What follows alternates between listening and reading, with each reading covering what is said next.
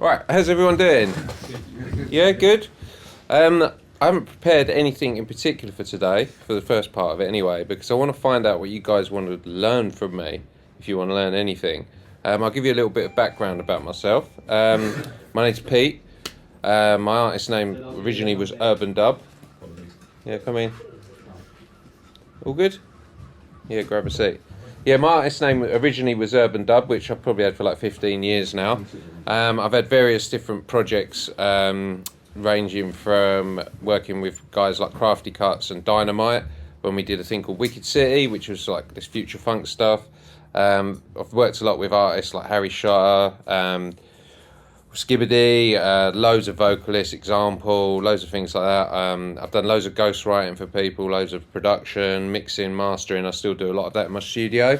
And then I've got an alias now, which is called Kilohertz, which is predominantly sort of dance floor drum and bass.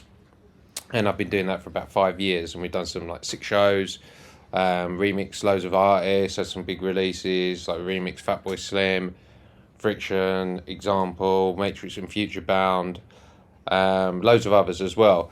So yeah, I've been in the drum and bass industry or the music industry since I was a kid, really. I've never had a real job. I was a cleaner for a bit when I was at uni. I used to clean a record warehouse. Come from a working class background. And yeah, just done music ever since, really. Now live in Brighton, Hove Seafront, and have a relatively good life. And I love making music and touring and yeah, visiting different places. And I try and give back by doing things like this, like different lectures and, just trying to spread the sort of knowledge that I've got over the years. I mean, there's loads of stuff online you can learn, but a lot of it's gibberish, do you know what I mean? Sometimes you can watch stuff and you don't know what's truth or what is the real information and what's not. That's why you come to things like places like DBS, so you can learn the real stuff and use the real equipment. Like, this studio is absolutely sick. I mean, I went to uni, but we didn't have anything like this. Trust me, it was nothing like this. It's absolutely amazing. I mean, like, I'd like to sit in here for even this studio or many of the studios here and use them. They're amazing. And I checked out your Dolby Atmos thing as well. And yeah, I've never really even been in a Dolby Atmos studio. I've been in one before, so absolutely amazing. So, what sort of music are you all into? Like, if you give me an example of what music you're into, what doors you like using, and then we can kind of get like a sort of overview of what you guys are into, really. Like, who likes drum and bass? Who doesn't like drum and bass? Well, let's just go around. Yeah, because if like what sort of dub influence, any BPMs, most of what I listen to and attempt to recreate and produce is dub influence. Like loads of delays and reverbs and sort of like saturation on things and stuff like that. I love like the Caribbean ragamuffin top style. Yeah, sick. Spitting and stuff like that. Have you got a sound system? I do. I knew it. What do you like? I like deep house. I like deep house, yeah. Using Logic. I love Alan June, the deep stuff. Yeah, yeah, brilliant. That's what brilliant. I'm into. Excellent. How about you? D&B. Yeah. Sofa Sound Break. Yeah. Yeah.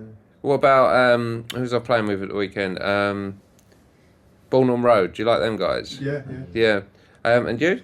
I'm a big heavy metal fan. Wicked. Well, I used to like metal when I was a kid, so I like Pantera. Do you like Pantera? Yeah. Bit old. Yeah. How about you? I know, I'm going to guess. It's like garage and sort of bass line. I can tell. What can I say? Yeah. I'm a rapper. I started as a rapper doing grime. Yeah. Then got into production and kind of moved on to like UKG, bass line type of stuff. So Yeah, like sick. 140 type of stuff. So what do you think of people like Brucey and things like that? Brucey's good. Brucey started off as a rapper. He watched Brucey years ago. Now obviously does all the D&B stuff. And Yeah. He's absolutely blown up. And I don't know who he works with, but he seems to have a brand new tune every couple of weeks that's on the radio. So he's absolutely. That's what happens when you get signed. Yeah. My old agent was the one who signed him to Def Jam. Really? And then he writes a lot of music with Boo, or he did Yeah. originally. So who knows what he does now. Yeah. But yeah, I had him in my studio with him and Mackie. They wrote a track together and I was working on it with him. But it never came out. I think Mackie wanted to just keep it instrumental in the end. But yeah. But anyway, I won't digress. How about you?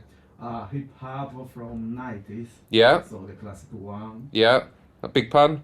Yeah, big part. Yay. Squad. Yeah, good. What about Jurassic 5? Yeah, that's well. Yeah, I've worked with Charlie quite a lot. He's a really nice guy. I really like Charlie's wicked. Yeah, amazing. How about you? Alman Junior's deep as well, sort of vibes. Yeah, Use Cubase. Cubase, brilliant. Yeah, been signed to a few record labels, like Perfecto Records, and Amazing. support from like Ferry Corsten and a few other artists. So you're the rich one. Hey. You're the rich one. Yeah, loaded. Yeah. What are we having for lunch? I wish it was like that. Yeah. Yeah. How about you? Mainly into like drill and rap, but I'm a bit Yep. with like deep house, drum and bass, afro, swing. Yeah. Everything really. I'm quite an open person with music, so that's the best way to be. Yeah, it is definitely. Yeah. Brilliant. How about you? I make drill a lot. Yeah? Yeah, mainly. When you make drill, how do you go about it? Where do you get your influences from? Do you create all your sounds, or but what do you do? Work a lot with a lot of other producers. They send all the samples and stuff. Yeah. I make the drums and the 808. Yeah, sick. Yeah, you need some good speakers for that. Mm. Yeah, and a good room as well. How about you? Drum and bass. Drum and bass, yeah. Who's your favourite artist at the moment? Kilohertz. Oh, thank you. At the moment, I don't know, to be honest, at the moment. I can't really listen to anyone specific, I just, if it comes out, I like it. It's so popular at the moment, drum and bass, there's isn't some it? new shit coming out every day. Yeah, there's some really good artists. I mean, like some of my favourite artists at the moment are like Bass Tripper and Sota, yeah. I like Sota, but the build-up's doing me, I don't know. I'm not into the. I mean, like literally, we played at the weekend. We was in Holland, and not with Sota, but the guys in Kilohertz, and I was like, any tune that had them mad, confusing build-up, double weird drops, I was like out the set. Yeah. Because it just didn't fit in with our style. I get it though. I get it because people in clubs and they're like, "Oh, when's it going to drop?" Do you know what I mean? But how about you? Yeah, massive drum and bass fan. Yeah. I've recently got into 114 Garage, which I've been trying to create my separate alias. Sick. But yeah, Yeah. I've been drum and bass since the get-go. Did like heavy rollers, foghorns, and now I've started to go into just anything EMB. Yeah. So Yeah. Drum and bass in a healthy position right now. Yeah. What about you at the back? I'm just now punk rocker. Punk rocker. Do you like Crass? Oh, that's going back now. Yeah, Conflict. You know, I'm big into Queens at the moment, Yeah. and that kind of have been for a while. Yeah. But I'm kind of here more from the engineering side. Yeah. So you That's my basically interest. like everything they teach you. You say no, that doesn't sound like punk because punk's almost the opposite because it's more tinny and pushed. Most of us have grown up beyond that now. Yeah, all right, okay. Yeah, sorry, that's the only punk that I know. Not crass. Yeah. So you have bass in it now. How about you, mate? Just all sorts of rock. I used to be more into electronic music. Yep. Yes, kind of similar to Tony, really. Brilliant. Well, we're going to go over some stuff today that really is going to be used in everything. It's kind of a bit of a cheat code, but once I explain it, you'll be like, that's pretty obvious, you know. So hopefully it helped you. To know like how you stayed in the industry and how organic it was and all that sort of thing. Well, I'll quickly answer it. At first, it's easy because it's not that hard to blow up. You know, especially when you're young. It's to stay relevant, to stay big is the hardest part. You know, to stay up there. You know, you have to diverse as well. There are DJs and producers out there like Subfocus, similar age to me, or Andy C, who's a bit older, is at the top of the game. But there's so many people that drop off, and really after COVID as well. Half of my friends, there was hardly any shows for us and stuff. So it's really hard, but yeah, we'll talk about it a bit more. But yeah, it can be done, obviously. But yeah, how about you? Minimal drum and bass. And, Yeah. Sort of like Alex Perez. Oh wow. 85 one. Yeah, amazing. He's a great producer. How about you? Bit of everything, kind of some techno, IDM stuff, rock, metal. Yeah. Classical, I guess. Yeah. But kind of somewhat interested in some drum and bass. I like sport. Oh, sport. Yeah. There's not a huge amount I like. Yeah, that's fine.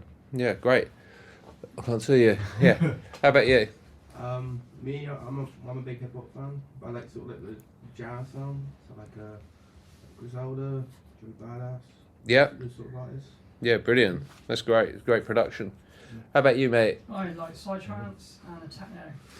Psytrance and techno. I don't know too much about either of them genres, but I do like the production in psytrance and techno as well. You know, like the sort of, I presume the techno that I would imagine is techno. That's what I like. And you? I quite like American pop. Yeah. American R&B. Yeah. Like theatre as well. Yeah. Cool. Oh, brilliant, brilliant. So I was thinking about this. Now you've told me everything that you're into. Let's look. I'm going to think about a broad overview of something which I've realised with production that I was kind of missing for many years, and really it's about, how can I put this? It's almost like getting everything to zero and then working down. Like, so imagine it like this, right? So when you're making music, you want everything to sound fat or at least punchy or cutting, and no matter what genre you're in, right? You want it to be kind of punchy and the best it can be. So what I used to do was like get a mixer or whatever when I first started, or get my DAW and turn levels up and down and stuff like that. And what I realised is if I try and get everything to hit at zero and sounding right at zero, then I can work backwards. Does that make sense? Because we're trying to get to zero anyway. So imagine your master bus is zero and you put a limiter on it, or you go into the red. You can't actually go above 0 dB full scale, whatever it is. So what I mean is I get a kick drum, and if I'm designing the kick drum, I get it to work to 0 decibels. And if I'm designing a snare, I get it to 0 decibels in the sound design. And I get a bass sound, and I get it to 0 decibels. And then I look at my master bus, and it'll be sort of clipping a bit, but I can then work backwards from that to make space, rather than trying to bring everything up to, which is probably what you've probably learned or heard about gain staging and stuff, which does have a purpose, but I'll show you it now, what I'm trying to explain. Gauge, do you know what I mean by gain staging? Yeah, that still has a relevance in all this, but not really when you're making dance music, unless you're using specific types of plugins or hardware and stuff like that. So let's get a kick drum, and we're going to use things like oscilloscopes so we can see the kick drum, and a snare drum and some hi-hats. We make a drum and bass beat, and then we're going to get a sub and some other sounds and put it together, and then we're going to reference other people's tunes and how they sound, like bass-wise, sound-wise, and dynamically, and loudness especially. We're going to A/B with like whatever current tune that's out at the moment, and then you're going to be like, right, this sounds pretty much finished already, which is kind of pretty bizarre because, as I say, I was doing it the wrong way around. So we've got Ableton. I use Cubase as well, and we're going to look at today we're going to look at some tunes I've made and go through the projects and see how I've done certain things, but I just want to go through this first. But you've got Ableton on the screen. I use Cubase, Logic. I used to use Pro Tools a long time ago, but yeah, does anyone use Logic in here, or sorry, Ableton, and then Logic, put your hand up for Logic, and Cubase, no one. There we go, the rich one. Did you come on your jet? Yeah, sorry, you dropped me off, mate. Yeah. So I'm just going to set the tempo here to 174 because that's the sort of tempo I like working at a drum and bass. I'm going to just delete this and just keep one audio channel at the moment. I'm going to grab some samples which I've made, which are going to be somewhere in here. Let me just have a look. Hardware drums, no. I can use these, but there's better ones. Like these ones here. Get rid of that. And I'm going to grab some kicks. Maybe turn this up a little bit. Not quite a lot. So these kicks I've designed, they all sound very similar, but it's the length of the tails and the saturation on the bottom end of the kick, which is the most important thing when I'm designing kicks. We'll just grab that one for the moment. Let's zoom in. Put this on a loop. All right, nice and punchy, lovely kick. Let's grab a snare. Tell me when. That one? That one? This one? Which is this one? Yeah, try that. Yeah, I'll have both of them. I'll turn it down a little bit. All right. Big red button, Pete. This one? Yeah. That one. Yeah. Leave that one there and that one. Yeah. I like this. Oh, it goes even louder. Right, and then I'm going to grab some hi-hats. Not that one. Something tight. Yeah, you want something that's not tonal, because then... Hold on.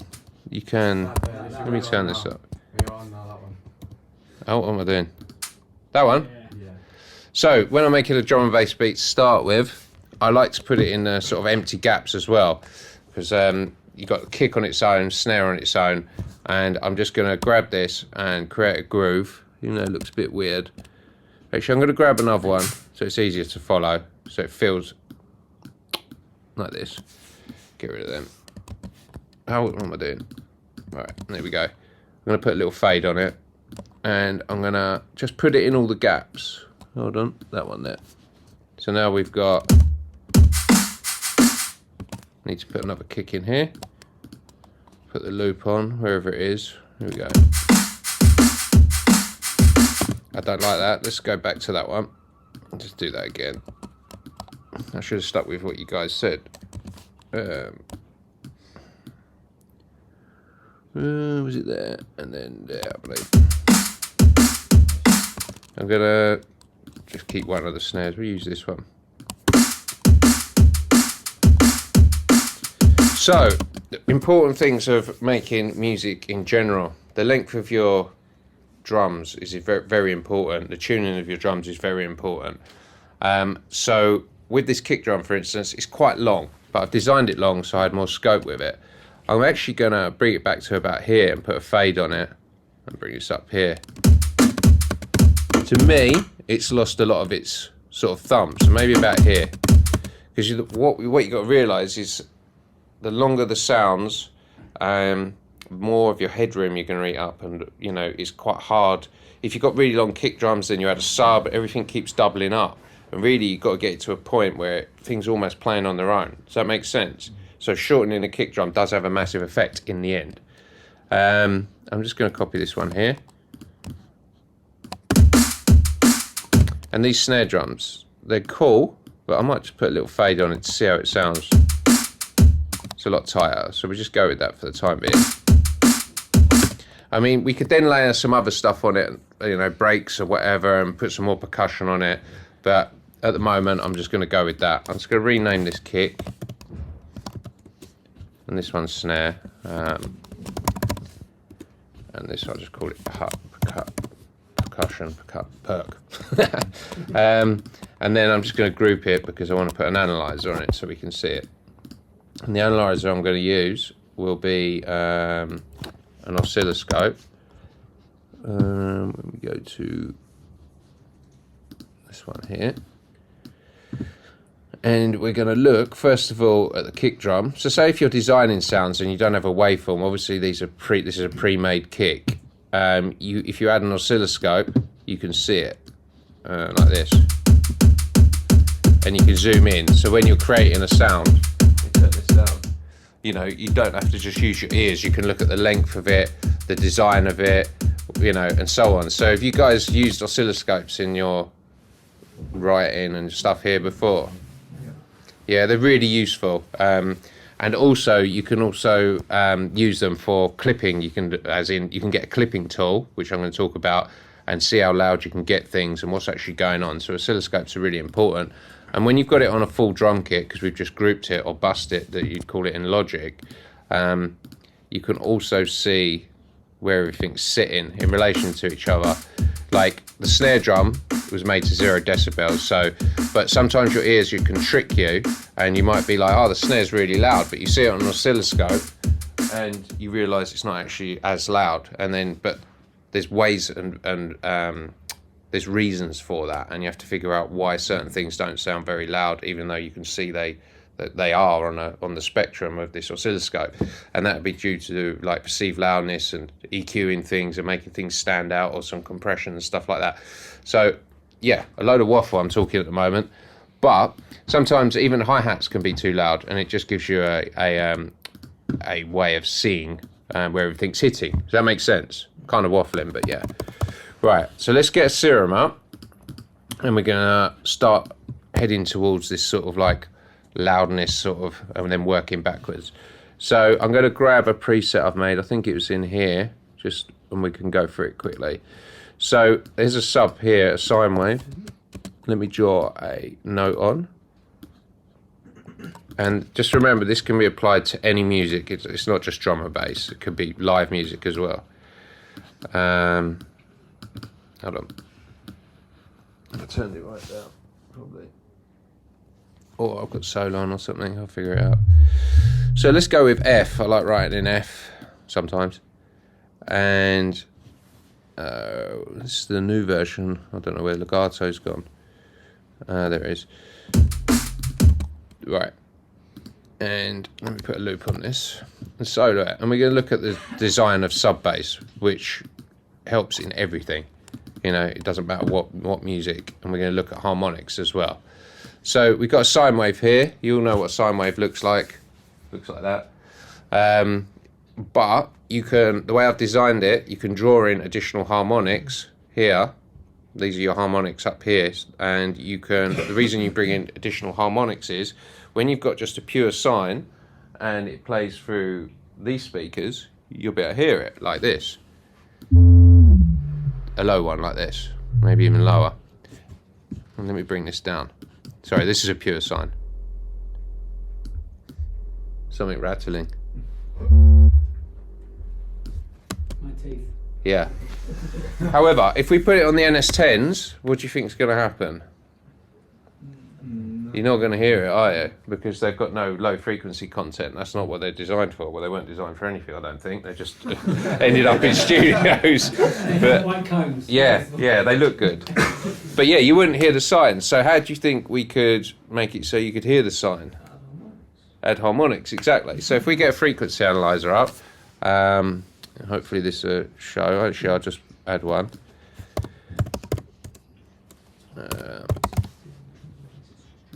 I'll put that on here.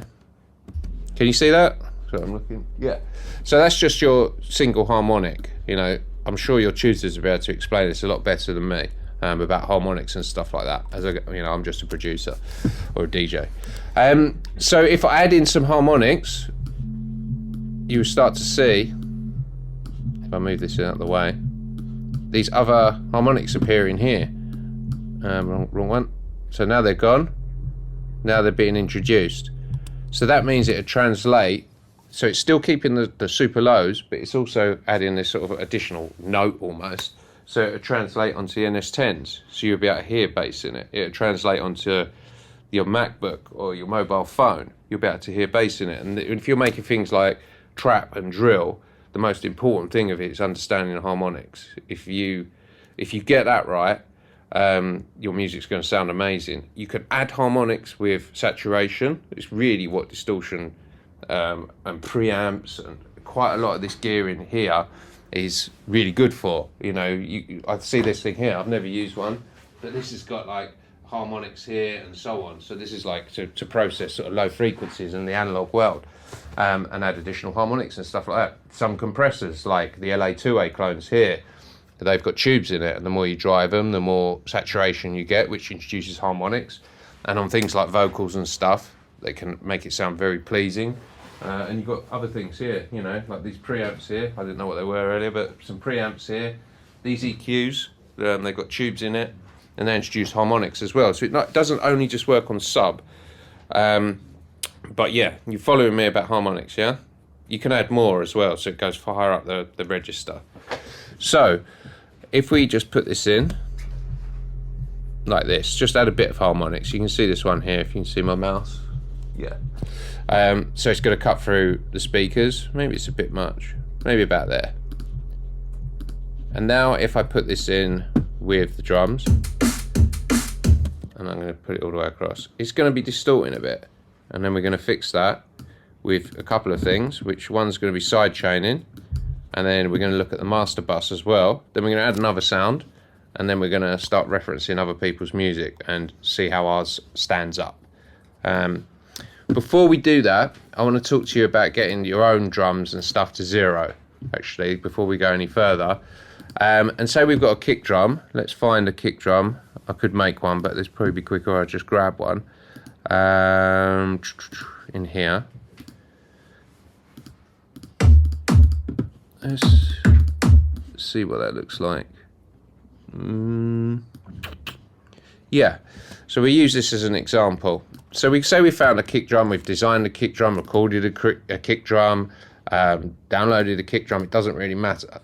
And to get it to sound as fat as possible, I want to get it to 0 decibels. And I'll explain when we get to past all this why. So we use things called clippers. So let me go here, grab this thing here. Do you know what a clipper does? Chops off. Yeah, it chops off some peaks, and it does also introduce harmonic distortion as well. So a limiter is what traditionally you would put on your master bus, and it would stop things going into the red. And limiters are like very aggressive compressors, and they have a bit of push and pull to them, and they can be really good. Limiters, especially digital limiters these days, are really clever. But also clippers are really good, and you can use them on your master bus. And they used to traditionally do it with like clipping tape to get things to sound loud and punchy. You roll off things called transients, or you can clip your, I don't know where your A to D converter is in here, but you can, down there, Pro Tools. You can, if you was recording something into it, you could run it a bit hot, and it would literally do this. It would take this kick drum. You see, this is the kick drum here. It looks a bit strange. If I bring this down, this line, we start to cut off unwanted parts of the drum. If there's a transient, right? Let me see if I can redesign this a bit with a... Could I do this in Ableton? I could do this really quickly in Cubase. But say if we... Maybe if I click on it... now let's just do it like this. Easiest way of doing it. Say if I like the sound of this kick drum, but it looks like this, yeah? The transient, the first part of it, which I've left in orange, is going to be hitting 0, right? And you don't really want to be redlining things, and otherwise your mix gets out of control. So how can we bring the body of this kick drum up to fill the graphic on there, to make it sound nice and fat? Because at the moment, it's got a really nice punch to it. So yes, you could turn it down and rebalance it with volume, but that's not how it's going to run today because I've just cut it. So we could do that. I'm going to do it like this as well, make it so we've just got more of the transient. So now it's like this. We've got a really nice punchy sort of click to it, but we've got no body to it. So we're going to use a, not transient shaper, a clipper. See that red? That's cutting, that's the transient, and it's going to cut off more and more of it until we bring this sort of bluey silvery colour up to the top. And if we put an oscilloscope on it, just so you can see it, I'll get to the point of all this in a second. And you can do this the same with snares and many different instruments. Oh, what is it? Not the group. No, that one. So without the transient shaper, no, the clipper, it looks like this, no body to it. And then the clipper is basically cutting off that transient and allowing the body of your drum to come up. Does that make sense? You can do it with compression and other things, but it's so long-winded. So if I'm trying to make my drums sound fat, if I've got a snare drum, I'm like, right, I want to cut that transient, I want to bring the body of it up and so on. But hey, you have to use your ears, and it is a bit of experience, and then you can introduce bits of EQ and stuff like that. But this is the real way of getting things to sound fat, and it traditionally comes from back when they was using tape and so on like that. Right, so that's that. So we could do it with snares, we could even do it with bass, we could do it with lots of things. If I'm making sounds for sample packs as well, they want them to be like at 0, 808s and stuff like that. You know, you've got to make things sound as fat as possible so they're just ready to use. There's no point if I released a sample pack of 100 of them kick drums with just that transient on it, you're going to be like, these kicks are weak. Do you know what I mean? It's because the transient's too loud. So that's one way around it, bringing everything up to 0. Okay, cool. So let me get rid of that, and now we're going to go back to where we were. If I could just get this down like this. All right, I'm confusing myself. So we've got the drums in there with the kick. So you can see these are already done and kind of leveled up. Then we got sub bass, right? Take the loop and put it over here. if we look at the master down here, you can see it's like way into the red. So if I put a clipper on it, like what we was just using, you're going to end up with it catching some of the peaks here, but it's still distorting. So let's figure out how we can fix this. If I went back to this sub and soloed it, look at the master fader. It's saying it's almost 1 decibels quieter than 0. So I'm gonna bring it up a little bit. I want to get it to 0. Turn it around. That'll do. Right, so it's nice and loud. I know my kick drum's at 0 and my snare drum's at 0. My hi-hats are a bit quieter because you don't need them loud. That'd be crazy if your hi-hats are as loud as your snare. It's just not how it works. But when I had the kick in with the sub, what's going to happen to the master bus? What do you think is going to happen? Go above 0. It's going to Go above 0. go above 0, exactly. So what's a way of fixing that? What can you do to create space? Side chaining. So we quickly add some side chain, and it doesn't matter how you set up side chain. There's a plugin here which I sometimes use, which is called Kickstart, and you just select audio as your side chain input. And if you don't know what side chain is, I'll just explain quickly. It's just when your kick hits, it's like a volume ducker, and it turns the volume down for whatever you put it on. So for this instance, we put it on a sub bass. The kick's going to hit. Imagine it's like a little arm that just turns the volume down and turns it back up when the kick's gone. So it creates space for it. Side chaining. You can use side chaining in different ways, but that's what we're going to use it for today. So we put the kick in with the sub. You can see here this yellow thing is the kick drum coming through, and I'm going to put a snare drum through it as well and play it all together.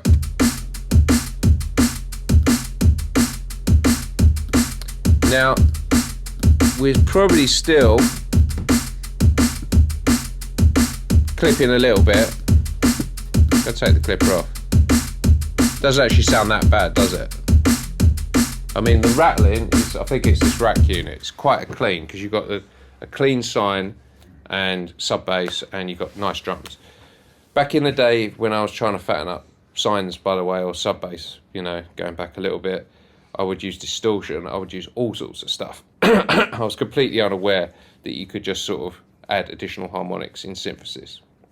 So going forward, now we're going to add another sound, which I will talk about, which is a Reese sound. Let's drag this in here. What's it in?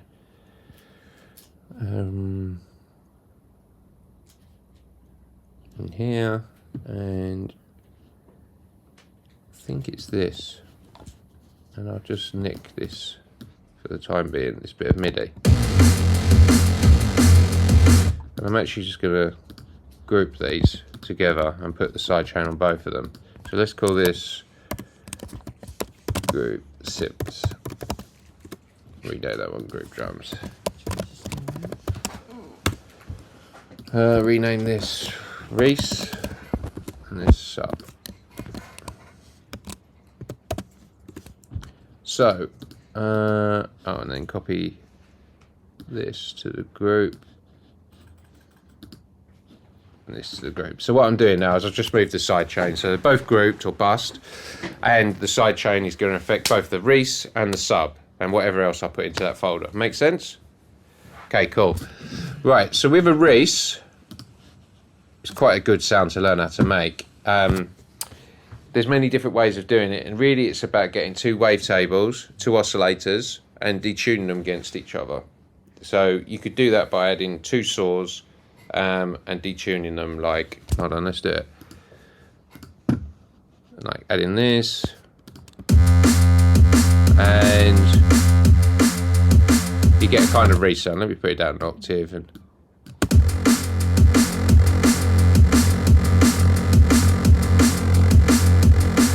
yeah, and they start to basically, I suppose you'd call it phasing, where they move against each other and it creates movement. there's a better way of doing it, because what happens is when you play it further up the keyboard, they get faster, and when you play it further down the keyboard, they get slower, which is great, and that's the traditional way of doing it. But what about if you're playing it and you want it to not speed up when you go up the keyboard and stuff like that? Let me drop it another octave, and might make it even more obvious. Let's do this. You can hear the way it's slowed down now. Cool sound, but I haven't got control of the movement of it. So let's look at this patch. Let me quickly open it again, because it'd be easier than making it from scratch, because I'll get it wrong. Jump up anthems, and it was Reese Face, I think. There we go with the next one. Right, so instead of doing it just by detuning 2 saws, this could be a saw. Let me just put it to a saw so it looks quite straightforward. Singles, we just go just a saw. It should work. Yeah. Why does it look so funny? I don't know. Well, just look at it like that. That's a saw and that's a saw. They just look slightly different. And instead of detuning them against each other, one's an octave lower here, and one's an octave or 2 octaves higher.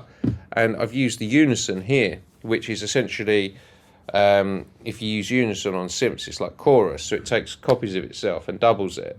And the more you add of them, the more a wider synth will get. But what I've done is, instead of just using it for the width, I've ended up monoing it like this. I'd go to global and pretty much brought the width down so it's on 20, so it does have some stereo width.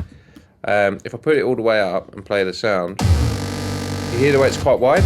It's like, sounds like it's really over there. That's not very good for club compatibility. You know, like most sound systems in clubs, is your sound system mono? I run the bass in mono. Yeah, so okay, confused me, but yeah, it's good to have a good mono mix anyway, because like, well, iPhones have got better, but like that tape player there is probably in mono, and my stereo at home in the kitchen's in mono. So if you've got a too wide mix, like a really wide Reese, it will disappear on mono systems. So I don't want a really wide Reese, but I still want that movement, which the unison is creating. So you can come into a synth like Serum and many synths and reduce the width of your unison. Now, what that's done is it's allowed me to use the unison or the detune here to create this, to control the speed of things. I think if I remove that, the more I remove this, the more movement I'll get. And it's got a pitch dive on it. So I'm using this as kind of like a weird way of controlling the speed of it. Then you can get really sick sounds out of it. Also, there's a pitch dive on it, which is this thing here. So if you listen carefully, it goes pew. Let me try and exaggerate it. That pew. There you go.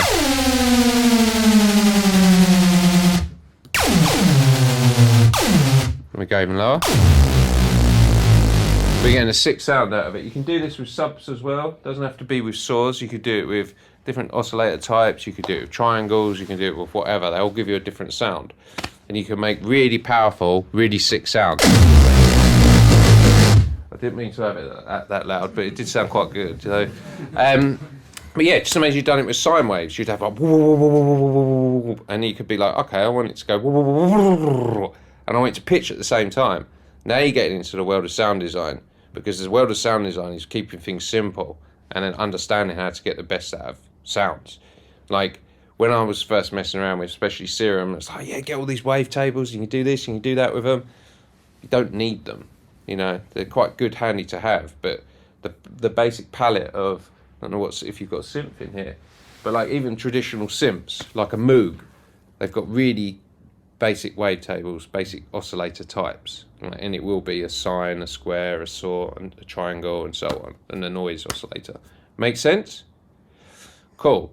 So we've now got a resound, which I've kind of messed up, which sounds a bit crazy, but we'll probably reset it and then add it to this. And then we're going to look at creating a bit of space, and then we're going to compare it to other people's music. And then I'm going to explain why I've done it like this. And then you'll be like, hold on a minute, you just made a tune sound absolutely amazing without actually doing any mixing. Yeah? Are you following me? Okay. Let me just take this back. I'm going to put the sub in. One thing I don't need is, there are some effects on this, bit of distortion and a bit of whatever. It does help with the sound, but it's not essentially needed. But we can have a look at them afterwards.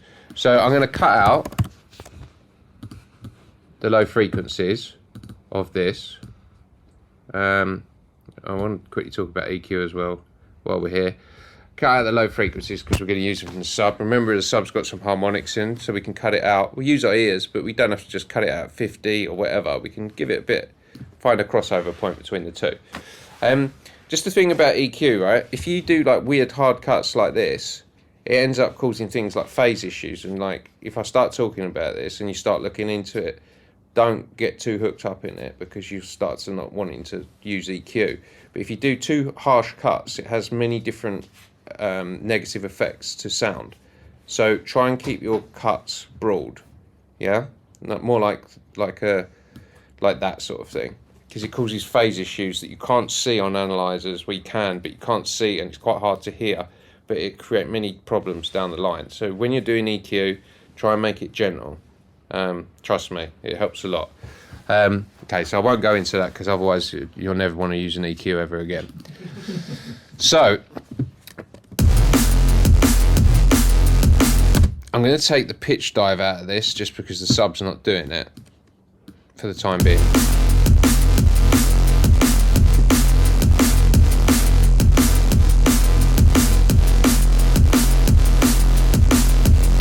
All good, right? We've just got that in there. You know, we could make this whatever. So we've not written a riff, we've not done anything, we've not done any EQ, we're just relying on a good kick, a good snare, a hi-hat, a reese, and a sub bass with harmonics in it. Okay? So let's look at it in the world of, do you know what luffs are? Yeah? If you don't know, they're just a way of measuring how loud or music is. Why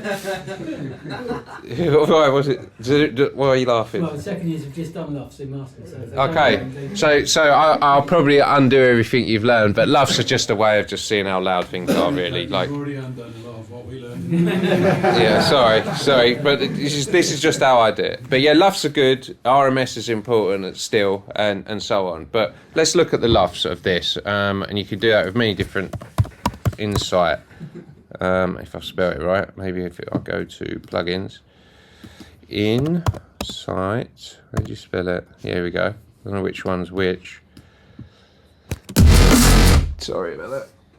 So a mastering engineer would probably say to you, if they start talking about, especially streaming Spotify, you've got different loudnesses that you need to not achieve, stick in, sort of thing. But really it's come down to this in all forms of music and dance music, rock music and stuff, not jazz and things or classical. We need to hit around between eight luffs is good, believe it or not. They say 14 is the one. But if you do 14 and you upload your record, and I've done 8, my record still sounds louder. They've got it wrong, unfortunately. You know, that's just how it is. So, yeah, it's annoying, but let's see what these luffs are hitting. Like, it should be, I reckon it's going to be around, I'm going to have a guess, because if I put more mids and a bit more tops in the race, I reckon we'd probably hit around 6. I reckon it's going to be around 9 or 8. 11. It's not good, is it? So we need to achieve more luffs, and we could do that with EQ. So it would be bringing things out and probably turning the reese up to be around 0 as well. You still have the clipper on the master. Yeah, it is at the moment, yeah. Let's give this a bit more volume. And see where we're at now. Okay, so we're heading almost in sort of like what I'm saying, in the region for it to be loud enough pretty much for a club and for Spotify or streaming services as well. So how could we make this sort of louder without sort of going above 0 and start messing around with volume? So then you can start introducing things like EQ and stuff like that to bring out frequencies and perceived loudness. Make sense? Yeah? Like, and I would probably do that. Say if I was making a track, and we look at one of my tracks in a minute, I would have maybe, there's many different types of clippers, but like a clipper after the snare, and then take an EQ, could be any type of EQ, like this, and put it before an EQ into the clipper. That way I'm not just consistently, because every EQ point I add will create more loudness. It would go up in decibels as well on your faders. Makes sense? Even on here, if you keep EQing, I don't even know what the EQ is on here. I'll pretend that one is, yeah? Every time I do that, even though it's at 0, my meter's going to go up and up and up because you're increasing amplitude, I suppose you call it, in frequency. Yeah.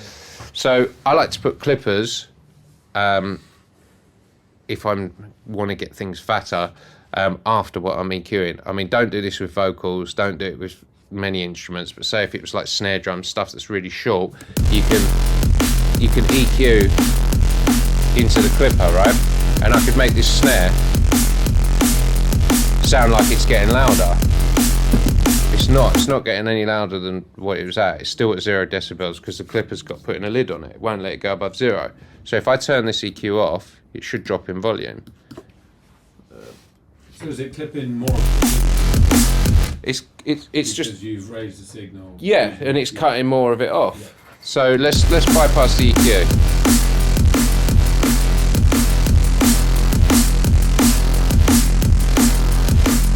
Cool.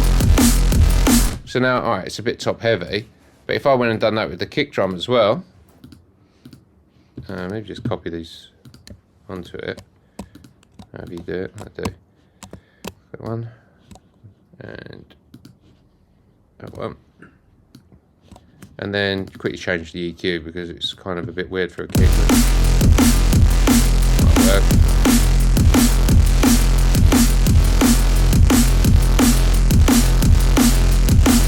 Then bypass it. It's not so obvious with a kick drum,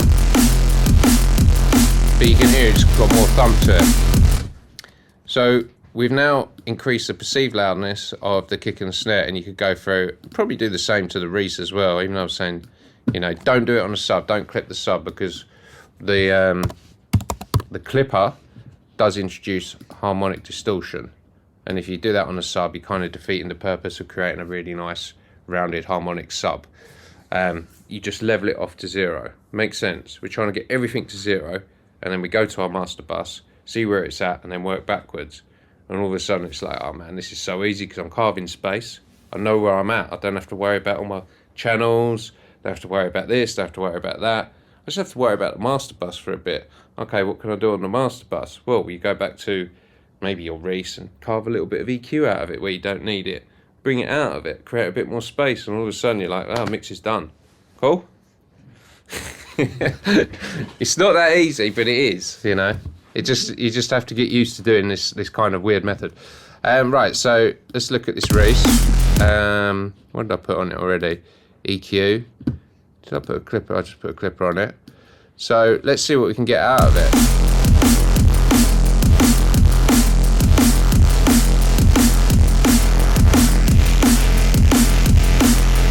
Right, it sounds horrible, but I'm going to leave it like that because it's just a demonstration. Now let's look at the master again. Maybe, and let's look at Insight. That one. Right, now we're at -2. I must have put Insight on the wrong thing, actually. I think I could just put it on a synth. Now we're at -2 LUFS, which is breaking all records. Because as a mastering engineer, -2 LUFS. What am I supposed to do with that? Yeah. So but we don't need you anymore. Yeah. But so -2 LUFS is ridiculous. Like, and it still sound audible. Like it is possible to get positive LUFS, but it does sound like shit. You know, you can do it. Right. Let's listen to it.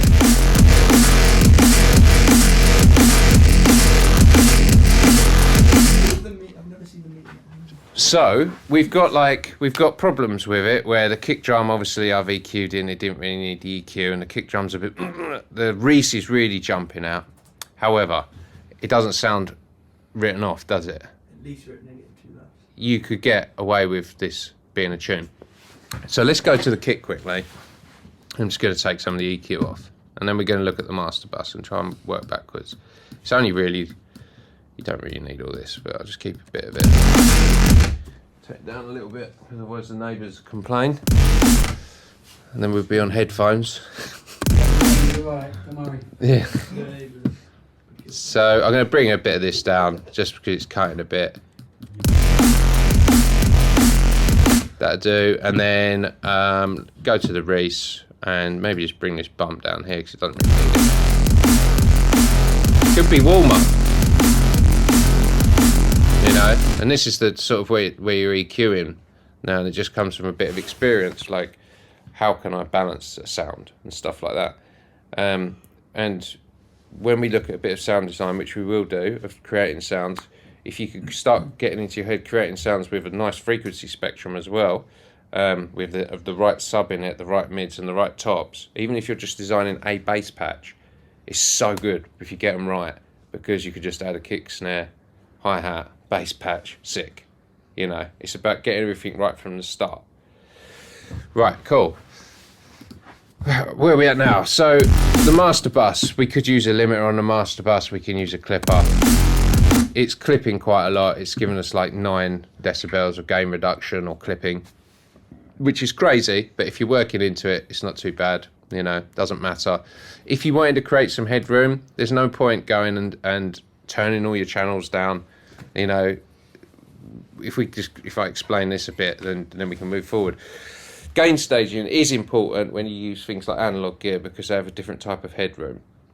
So digital, you know, I don't know that much about it, but digital is 0 decibels, dBs, I think, something like that. Is that right? DBFS, yeah. DBFS. Right, so that's full scale.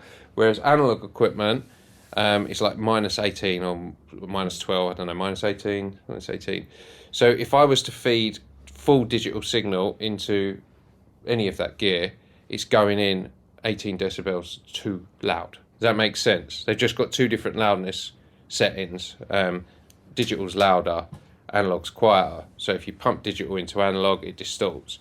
So you have to bring down your digital level for when you feed it into a piece of hardware.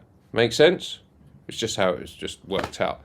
The thing is, if you're mixing in the box, some of the plugins, for some reason, especially if they're analog plugins, they are trying to replicate analog plugins so well that you need to sometimes turn down your channels so they're fed at -18 decibels. Sometimes. Some of the UAD plugins, Acoustica, Waves, some of them you have to be really aware of this. Whereas something like a Pro Q, you can just go crazy with it because it's got almost infinite headroom because it's in a digital realm. So you have to learn your plugins and really learn each plugin. You don't just go and get all your mates' plugins and just start using them. You have to learn, like read the manuals, unfortunately, on how they work. Like a door, inside this, even though the meters, like the lights come on, there's still loads of headroom inside your door. Like someone said to me on my Instagram post, it was like, oh, you're redlining the mixer where I was scratching at the weekend in some club. And I was like, yeah, all the red lights on, but this mixer's got 18 decibels of hidden headroom in here. Do you know what I mean? So these lights are only a gauge of where the other tunes are balancing. Make sense? Still got 18 decibels of headroom. Your door has loads. I think it's like, I'm going to make it up, like 70 decibels of this headroom that you can't see. But your master bus doesn't, and some of your plugins doesn't. So when you look at your mixer, I like to work around 0, but sometimes if it goes into the red and stuff, I'm cool with it because I understand 90% of it sometimes of what I'm doing. You know, I have a grasp of, okay, that doesn't matter if I go a little bit into the red there or this and that. And, you know, as long as it's giving me the sound, because at the end of the day, it's about using your ears. But yeah, you have to really sort of learn your plugins or your analog gear, what you can push things to, and so on. It's not as easy as like every EQ's the same and so on. Can't remember my original point, but does that make sense? Yeah. Okay, so headroom. All right. So if we think my master, oh, this is the original point. Let's find a gain tool. If my master is going a bit into the red, or the flat line is clipping too much, like this, this clipper, instead of taking all my channels, like say if I'm in a mix like this, but they're all a bit like this, because I've set them up like this, which I wouldn't, because I try and keep them all at 0. Instead of me having to go like this inside a door, why don't just have, you know, bus them all almost, and just have one fader that turns it down a bit, so the master fader doesn't get hit with all these decibels. Make sense? You can do that with a gain tool. So you just put a gain tool before your flat line, your clipper, your limiter. Yeah. Yeah. You can tell I don't use mixers. So now I just do this and then bring them down. Whereas back in the day, and I'm sure all of you had to try and create some headroom, you grab all the faders in a door and bring them all down. Has anyone ever done that? You don't need to. You know, there's plenty of, your tutors would explain to you how much headroom there is in a door. It's just literally the channels are there as a guide pretty much these days. And it didn't used to be like that, but they'd come up with 32-bit and 64-bit floating point and all this sort of stuff. I can't remember, that might be to do with RAM, I can't remember, there's two of them. But there's definitely this headroom in it. So yeah, that's just a quick cheat. But let's listen to this tune. Turn it up a little bit. I can hear on these amazing monitors, the sidechain is causing a bit of pumping. So I'm just on the kick, so I'm just going to shorten that a bit.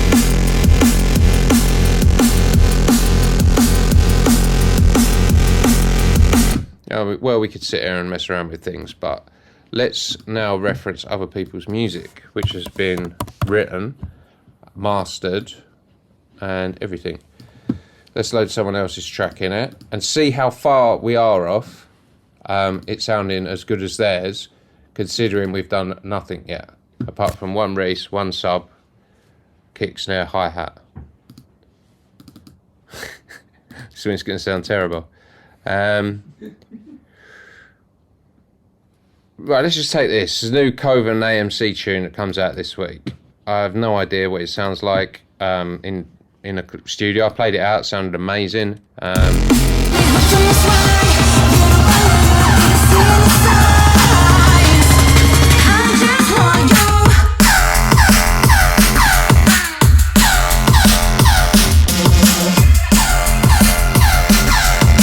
Now if we compare what we've done, and we've done nothing yet, just remember that. How far away from it? Well, I can tell you this, just by listening to it. This snare's got loads of stereo on it for a start, and if you start to spread stuff into the stereo world, because we haven't done any of that, you're going to get a much sort of, not louder, but you're going to get a much broader image. They've got obviously more fuzzy tops, they've got more percussion, they've got more this, they've got more that. But if I wanted to make this tune sound like that, it wouldn't take me too long. You know, it just wouldn't, because it's really about pushing out the right frequencies, adding some more instruments, adding some more percussion. So that was quite a particularly loud tune. Let's see what else we can compare it to. Let's take this. So my friend Chris's remix of Basement Jacks is just done.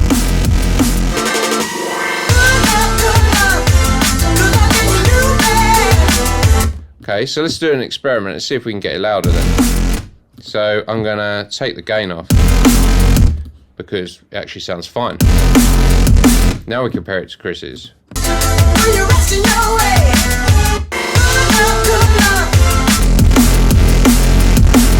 Now we've won the war and we haven't really done anything. So that was really the reason it wasn't cutting through, was because I made a mistake and left that gain plug in on, which I was only going to show you as a you know, a way of turning things down. Thank God for that, because I thought I just waffled all the way through it and the tune wasn't that loud. So now we're going to play this AMC tune again and Coven.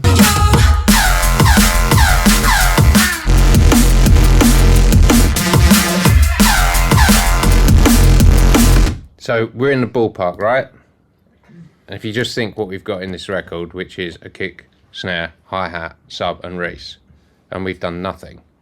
done a bit of EQ, bit of clipping, and we've got something that sounds nice and loud. The key to this though is having a really rich sub that's nice and solid.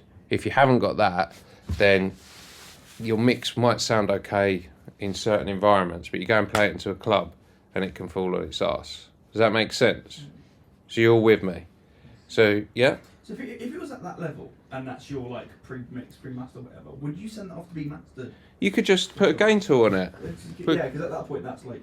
I mean, sometimes you could take the gain off, but you got to think, the problem with what used to happen, or with me, is when I'm working into a limiter or clipper, just take limiter, on when I'm making tunes, when I take that off, all of a sudden everything could be really unbalanced because the snare drum's been going to the limiter so hard that even though with the limiter on it sounds great, when I take it off and go to send it to a mastering engineer, they'd be like, what the fuck's this? Excuse my language, but like everything's unbalanced. And I'd be like, yeah, but it sounds good with the limiter on. And they were like, well, I can't do anything then because you know, you're going in so hard to the limiter. But the way this is set up, everything's still at 0.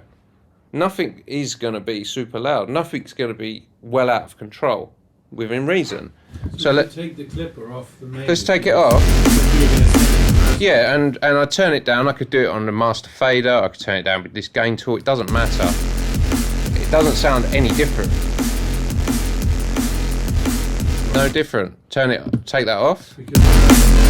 Yeah, because everything's at 0. So you know, take this with a pinch of salt and think about it. But this is my method after making music for 15 plus years. I got in so many areas where, saying to master engineers, things were wrong, this, that, and the other. I was like, how can I simplify this? How can I really make it as simple as possible? And I thought, well, I'm trying to get to 0 decibels. I'm trying to get things to sound punchy and loud. Let's start at 0 and work down, rather than trying to work up to it. Because you keep going up and up and up. Sometimes, you know, the more channels you keep adding, the more lost you get, and like things can just go crazy. Like we have a look at one of my tunes, but like even that's quite a simple tune we're going to look at. But some of my tunes have had like 150 channels in it, and I've mixed loads of them down as well. And when they're all like different volumes like this on a mixer, I mean, I've got no control over it. When I'm, you know, you forget what's in the record almost. So yeah, does that make sense? And if you take everything else that you learn from your tutors and try and apply some of that to this sort of method, all of a sudden you'll be like, okay, you had some reverb, some stereo whips, some this, some saturation, some blah, blah, blah, blah, blah, but trying to keep a lid on things. And, you know, the problem is if I was clipping stuff like this, that doesn't sound too bad, and it's super loud. But what happens to the waveform is it just becomes a blob.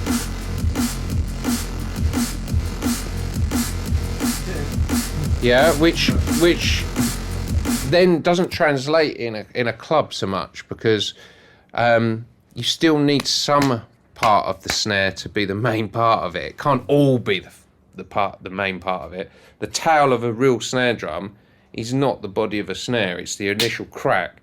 It's not the at the end, but what that's done is brought the up as well.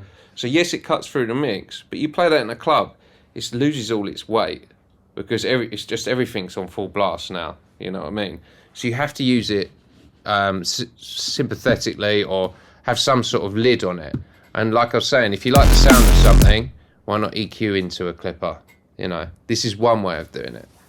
I've had many different ways. If you see some of my other lectures when I came down here, I used to work into groups, but I found that working to groups with limiters on, I found that great at the time, but I needed to refine it more. And it's more about individual sounds, getting things to sound balanced, using clipping tools, bit of EQ, saturation, 10 years later, you'll be like, oh, he was talking rubbish. But you get what I'm saying, yeah? Okay, cool. So I haven't undone everything that you've learned because this is just how I'm doing it. Yeah.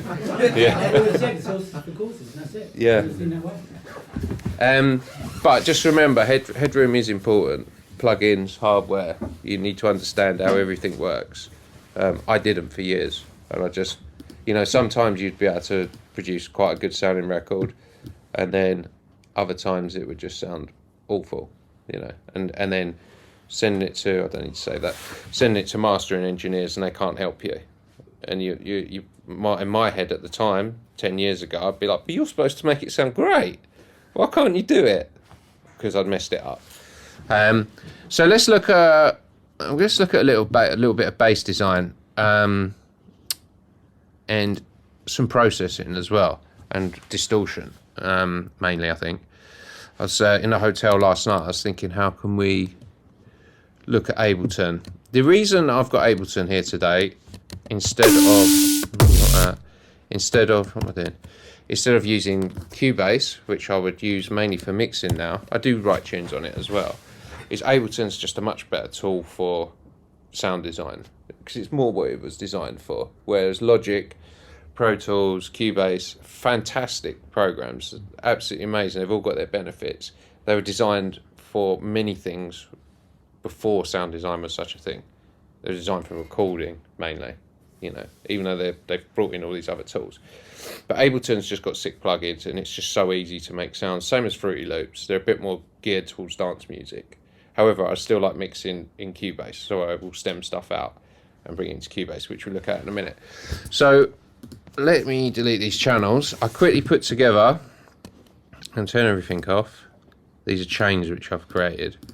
We'll try and go through them, and I've got this bass here.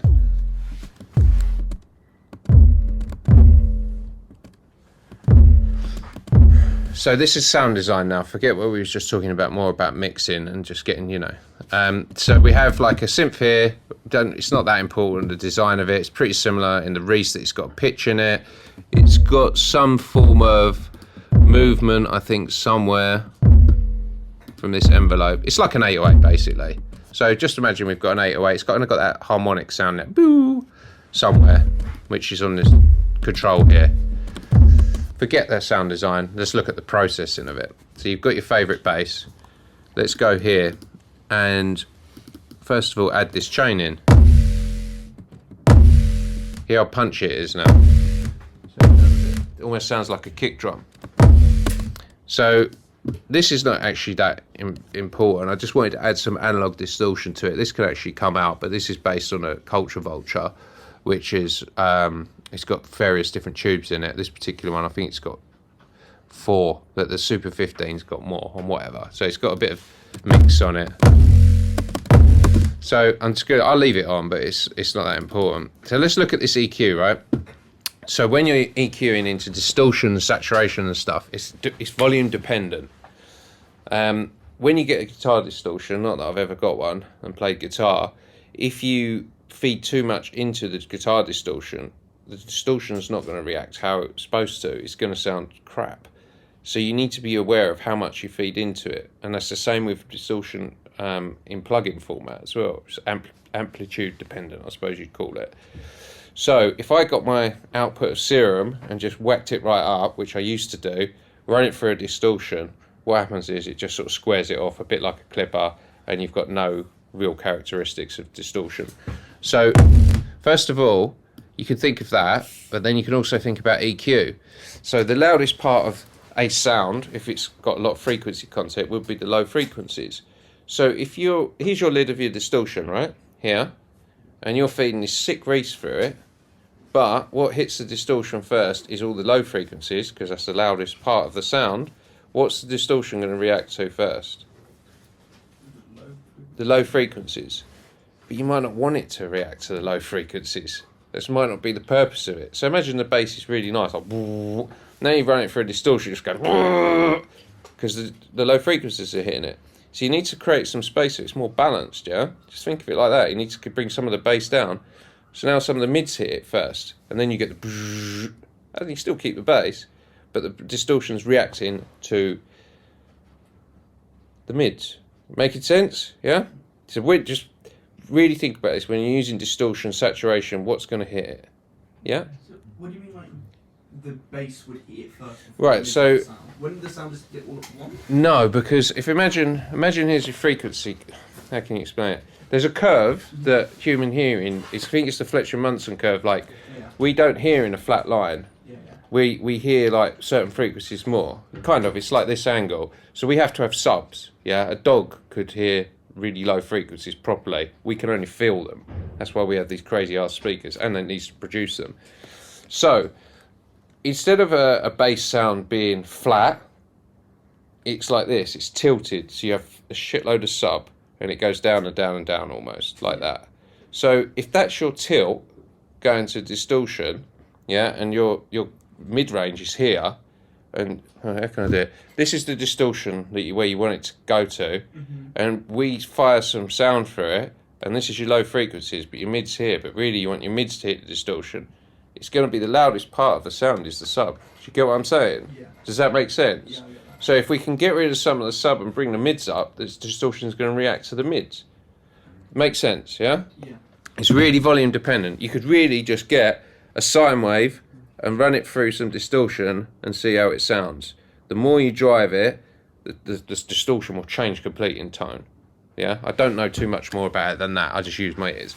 So we could use an EQ on this, and we can carve out some of the bass that's going to the distortion, which we'll look at towards the end of the chain.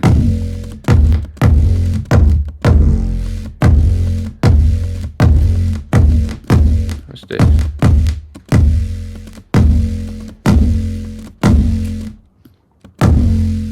Or if we went with all the sub. This is just reacting to the distortion. Make sense? Okay. Then you've got a plug-in here called Erosion, which is creating like fuzz and stuff like that to it. Like this. Which is like almost like just a fuzz plug-in in Ableton. You can get like a third-party version of it, whatever. Then it's going to an amp simulator. And at the moment, it's got. I'm just going to use it like this on a dry and wet. Bring that at the top end. Then you've got a saturator, which is essentially like a clipper. So it's different stages of distortion. I won't talk about it too much, but just think of it like a clipper. It's cutting off some of the sound. Then I've used a vocoder just to make the sound. Hold on, I've got sweaty hands. A bit crazy, but that's on a dry and wet as well. And I just sitting and playing with things until we end up going for another saturator to kind of sort of tame some of the peaks. And it's really using my ears. Then I've used this, which is a multi-band compressor. I'm not expecting you to understand all this or get it first time because we haven't got too long to it. But this shapes the sound. And with compression, attack and releases are really important because if you have the attack sort of slow, it lets a lot of the sound through, and the release controls how long it's let through, that sort of thing. So this is set in bands. So if I turn this off, I've lost the shape which I created. Yeah, and that's just done by having control of the bands. So there's that. And then I added another chain, which is this one here. And now we've unbalanced things, which is adding more tops. Which if I went back, and I believe that would be Erosion somewhere. It's too much of this.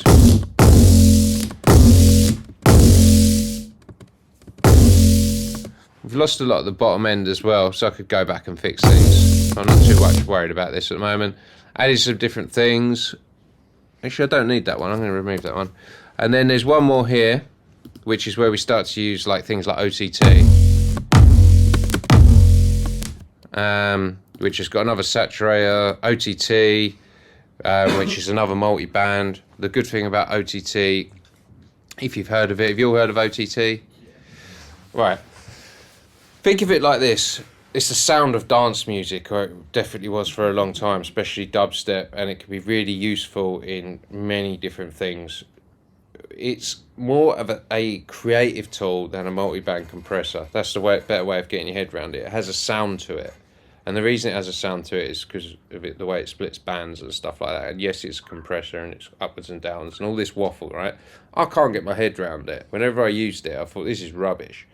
But if you actually forget about that and use it for what it is, which I believe is more of a creative tool, you can use these three dials here, which is your output for each band. Load up the preset, because that's what it is, an OTT preset, and use these. So you've got your lows, mids and highs, and you can turn your lows up some, your mids up, and your highs and rebalance stuff, and it just has a sound to it, and then you've got a dry wet on it. So just try that with OTT and see how you get on. You can put it on 808s, you can put it on drums, you can put it on vocals. Vocals, it sounds absolutely sick. You can really mash stuff up because it makes things sound really aggressive. And yeah. So it's a third-party plugin, or So OTT is part of Ableton, but you can get a free version of it via Expo Records. And if you get time, just look into OTT. It's the sound of Skrillex, sound of this, and you can use it on live instruments and all sorts of things. Essentially, what it does is it brings up the bottom of a quiet recording and gets the top and squishes them both together. So say if we recorded this with that mic, if it was plugged in, it would sound mental with loads of OTT on it, because it brings up all the stuff that's really quiet and all the stuff that's super loud and squashes them together. And you would be amazed at what it can do and the effect it has on sound and what it can do with bass and stuff like that. But what I'm trying to show you is just kind of like how you can sort of go from an 808 to some sort of crazy bass and have an understanding of a bit quickly of distortion and so on. Right, so then it's running through an EQ. These delays and phasers aren't really relevant. More distortion, OTT and so on. I'm going to skip through these plugins, and right at the end, just to put a lid on it, it could be a clipper, but I've used this limiter here. And let's go all the way back.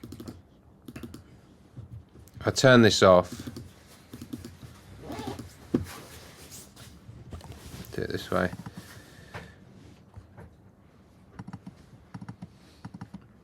We've gone from that to some sort of crunchy, punchy sound. You got to remember, it doesn't sound like too much because it's just one sound, but when you start taking bits of these basses and changing the sounds and rendering them, you end up with the most punchy sounds. You know, if it's just all of your sounds are just consistent boo, you can't just rely on your drums. You need some crack in your basses these days. You need some cracking, you know.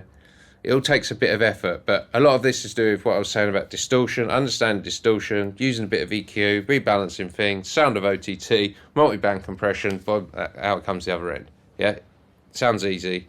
Maybe it is, but it's taken me a long time to figure it out. And really, it's trial and error.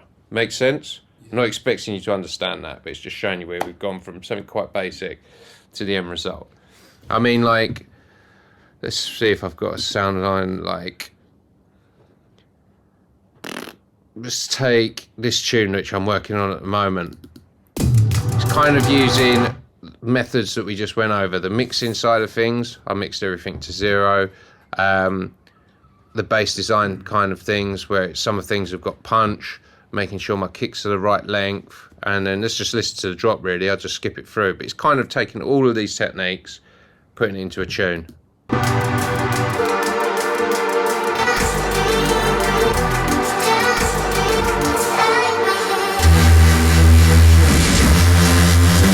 Probably the same Reese that we was just messing around with, I can't remember.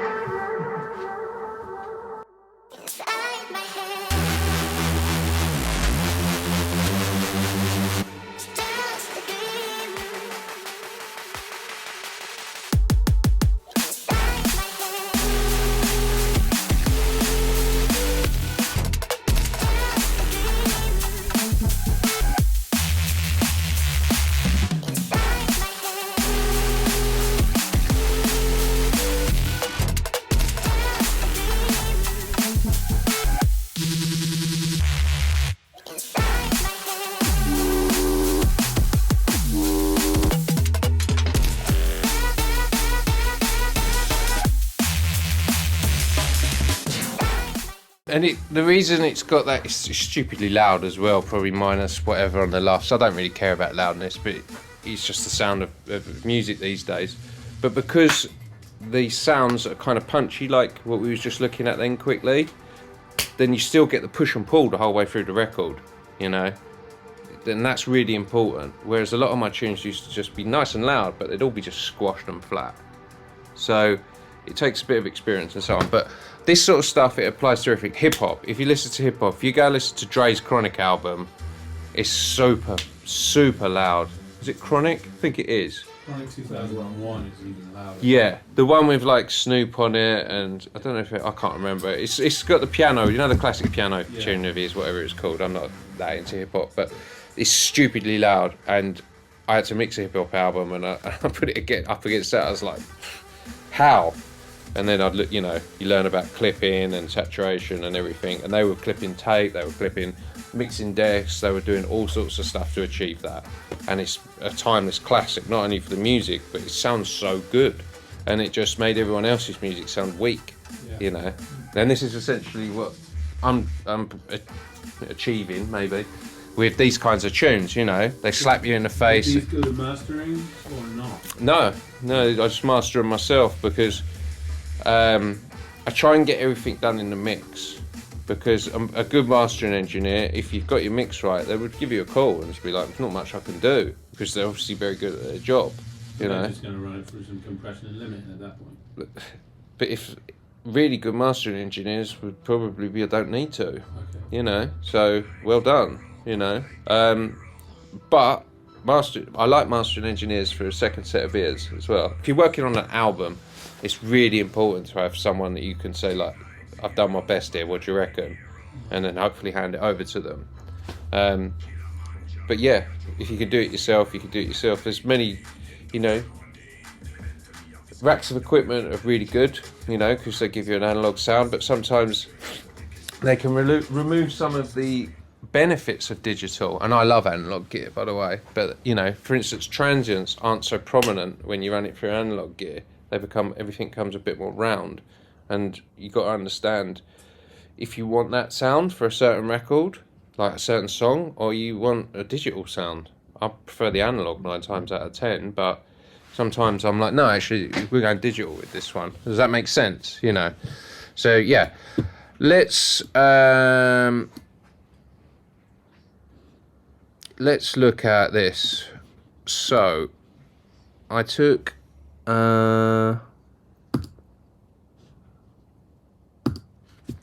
See if this loads. I created my own VST and I made loads of sounds using the principles of getting a sound in, say, a synth like Serum or any synth, it doesn't really matter, balanced and nice and fat. Let's quickly look at that and then you understand. So when you're designing stuff, your own sounds, you can keep an eye on this. Because I used to make the wickedest sounds, like for instance, my first Serum pack.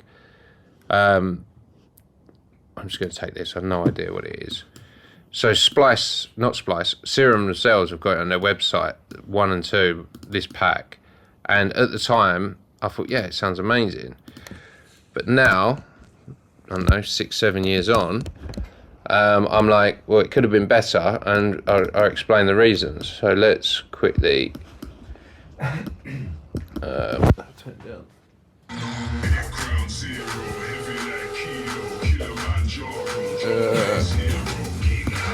Right. Actually, this one doesn't sound too bad, but I'll find one that's not that great. So here's the sound. Make it longer, actually.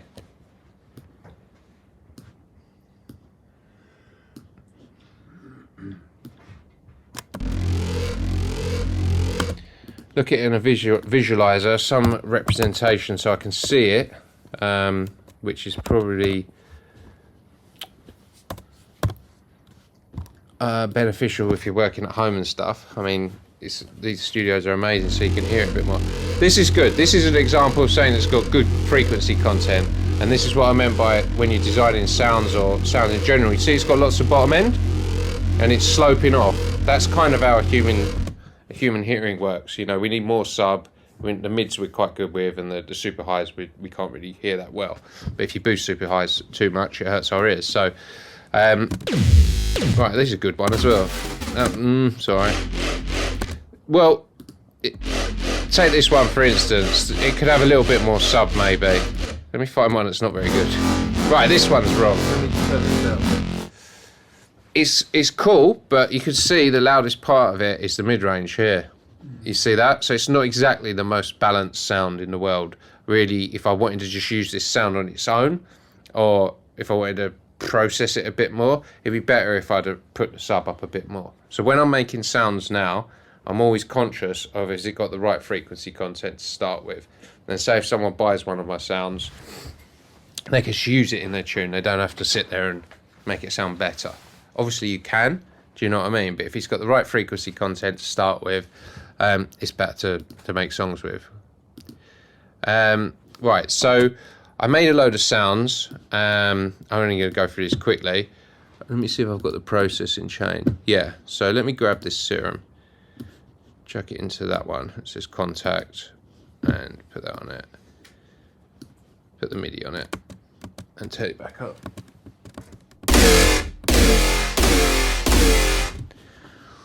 And just take that Reese.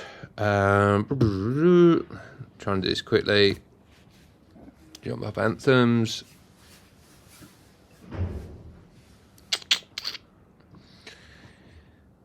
Let's go with this one. Right, so that's that Reese we was messing with earlier when I was talking about the loudness and stuff.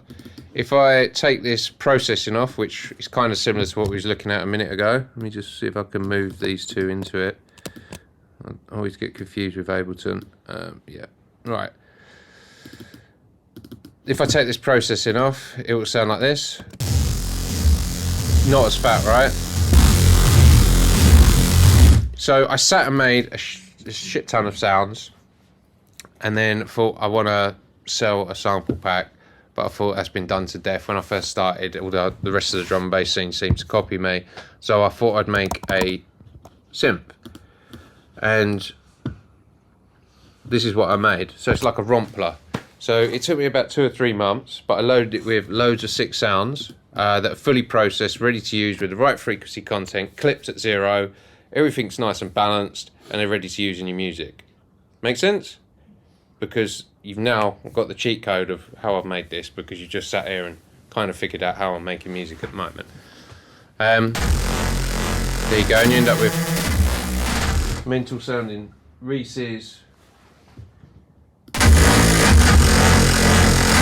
Can you hear it's got a little pitch dive on it, like the other Reese? Beep. Which then cuts through the speakers, especially when you're clipping or it's in a big club. You know, you've got something to grab onto the sound. The synth has got like 200, or it's not a synth, it's a rompler, it's got 200 sounds in it. It's got gain, reverb, delay time, it's got a filter. I wanted to keep it really simple.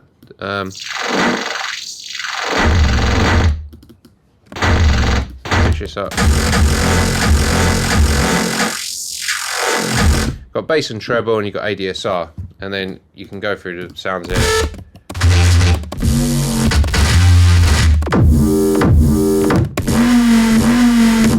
Stuff like that. So this is done really well. It's been out a month, and it's done really well. So if you want to get into sound design, and I'm sure there's people here who could help you. There's also, you should look into creating your own VST romplers. I mean, creating your own VST synths is something different. What's a rompler? A rompler is sample based, so it's got loads of sounds which I've made and put into it. Yeah. And a lot of romplers are a bit weak. You know, they're not like ready to use like that. But I really made sure the sounds were like just like bang. You know, you can chuck them in a tune and off you go. That sort of thing.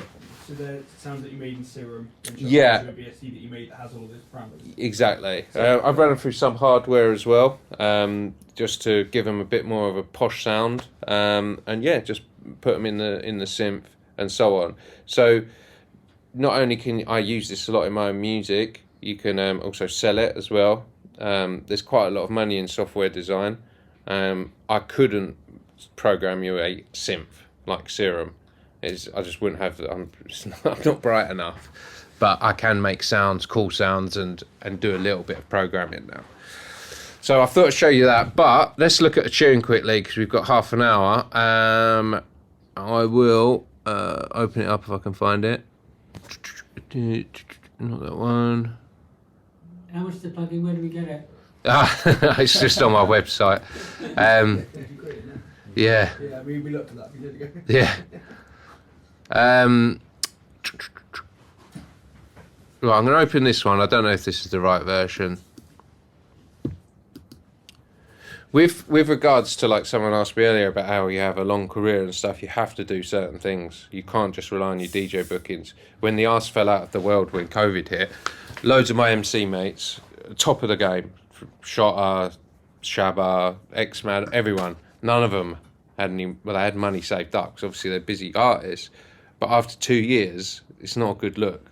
Whereas if you're a producer, if you just rely just straight on DJing, and you haven't DJed for 2 years, that's not a good look. But if you can sound design, if you can work on stuff for film, if you can do mix downs, if you can, you know, you've got to keep a big spectrum of, go for it. Do stuff, I've gone with the website's called, but like the monthly subscriptions. Splice? No, like Patreon, that's it. Yeah, Yeah, Patreon. Like, is that, I've seen a few people try to do that, but I don't know how successful. Well, I believe it's quite good. I've never done it. I've kind of just sort of got my other forms of income working with other artists and my website and stuff, and you know, so I've never had to rely on it. But yeah, some people can make a decent living off Patreon. Imagine if it's like 20 quid a month and you've got, just say something stupid, like 1,000 people paying you 20 quid a month. What's the maths? Anyone do the maths? 20k? Yeah, there you go. So, you know, and you think, how could you, well, say if you're noisier, can you get 1,000 people a month? Probably. Yeah. So what do you get a month? 20k. So you want to go and DJ? Yeah. I want 20k for that as well, because you can, because you're not desperate for money. I mean, I know noisier don't exist anymore, but all these different things. So it's changed a lot. When I first started, it was about making some tunes, going and DJing, rinse and repeat, rinse and repeat, rinse and repeat. Now it's not that. Now it's everything but that. You know, and the whole world, especially for young people, of social media has become as established or a big act now. Is not just making tunes. That's the byproduct of it. It's about how you can do your TikTok and all this sort of stuff, which is cool. I'm just getting older, but so yeah, but it is all part of it, right? So here's a really messed up, confusing looking project from the latest Kilohertz single. It came out on Friday. Let's turn it down a bit. It's a dance floor record. This is pre-mastering, pre-mix kind of. Let's have a look. We'll find out. Well, it should tell me here. We're at -3, -2. See this down here? Oh, down here. So it's jumping around a bit. So it's good. It needs to be more punchy. I mean, it's good on first listen. So let's just have a look at the core elements, so we can see what we got. We got a folder of drums here. I took a bounce. This is me. This is the difference between mixing and writing tunes, right? I was saying earlier to someone, I'm not too sure, I find it really hard to make music sometimes because I make so many sounds. Like, I've made so many splice packs that haven't got my name on it. I've made so many sounds for other people that they've used in their records. So when I sit down and write my own music, I sometimes get lost and think, oh, my sound that I did with this, and if I do that and this. So what I start doing is I'm bouncing out my drums and just using them as they are, and just so I can't get involved in mixing or sound design, or using other people's presets, which sounds bizarre, but I just find it more inspiring because I don't overthink things. So here is just a bounce of the drums, right? And then I've just taken a cut of the kick and the snare, these ones here, because I wanted them louder. Instead of having to cut the beat up properly, I just layered them on top. It doesn't cause phasing issues because I'm not adding any plugins and stuff to it. So I just done that quickly. So it's literally just a double up of the wave. With the kick and the snare. This is the snare, this is the kick. Just so I could make it a bit louder without having to spend time messing around, I think, looking at this. Then I've grabbed some drum fills. One of them is a Virtual Riot drum fill, and I've probably got it in time. I don't know what this one is here. I've just been on Splice and just grabbed a few things just to fill it in. So I've got my drums. Drums, as I say, I've already made. There's some Amon edits. Amon's, I run them for a load of hardware and they sound terrible, but don't know. And then if we look at the basses, the basses, where are they? There's a Reese somewhere. Oh, here we go. There's another folder in there. Probably this main Reese that we was just looking at earlier. Yeah, that is the Reese that we was looking at earlier. That became the main drop. and I think it drops on F. Yeah, it drops on F, and it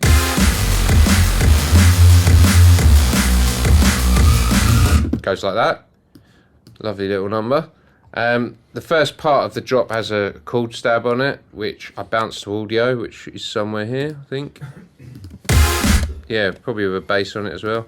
Hold on. That's just the first part of it. It was just an F minor chord. It was actually in the sample pack I made for Splice, so I ended up using some of my own sounds from the sample pack. And that one as well. That's in the sample pack. Just sounded cool together. And then it rolls into a kind of mad section with chopped up basses. Oh, that's like a pitch and reese and stuff to bring it in there, and a reactor sub.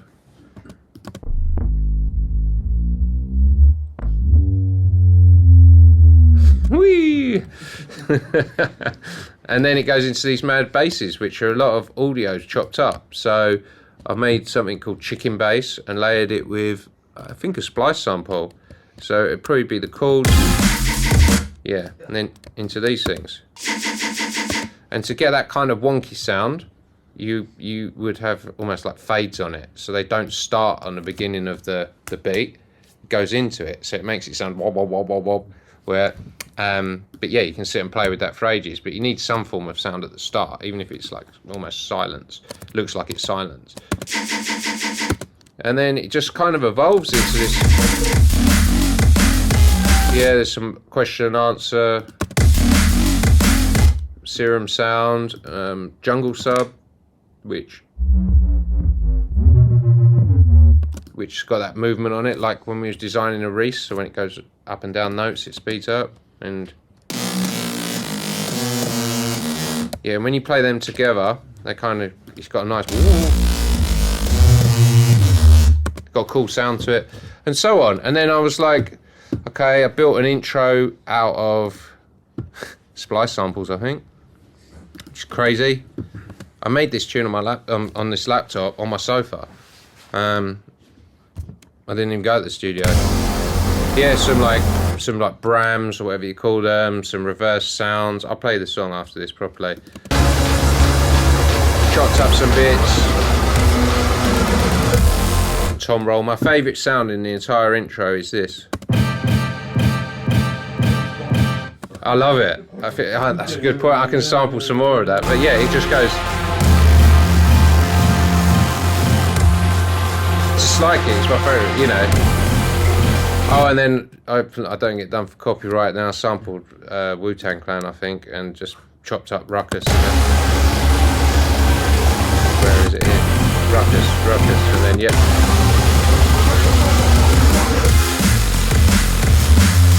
Then I exported it all as stems and took it into Cubase. If I load up Cubase, I'll play the record quickly. Here you go. This is the final version.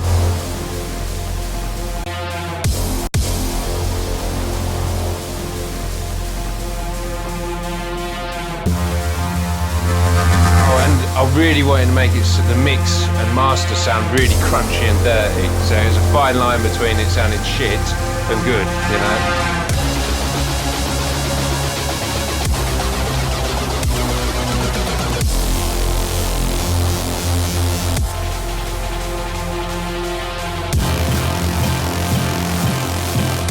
That sound, that bim bim.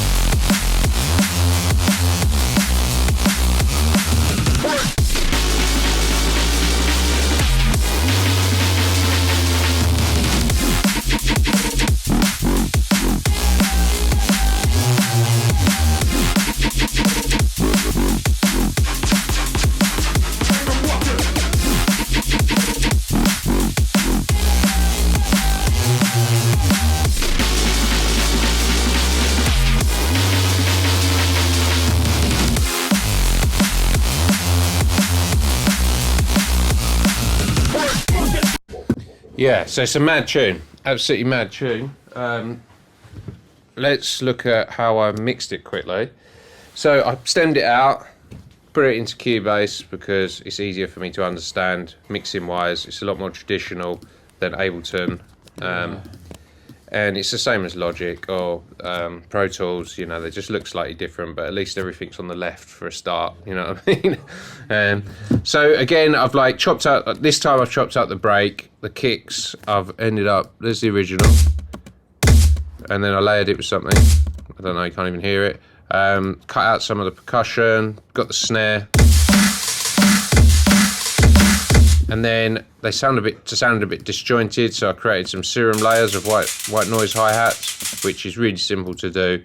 You just put some white noise in here and then draw an envelope shape on it like this. Make sense? So this here is creating the shape of the hi-hats. It's really simple. If you want to know how to do it, just ask one of your lecturers, they'd be able to tell you. And then just chopped out some of the drum fills and just sort of made it so the drums, I had more control of them. Makes sense? So it wasn't just a mess. Tidied everything up, and then I had control of each individual element.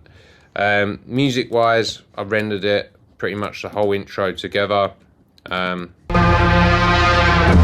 kind of had it balanced in Ableton anyway.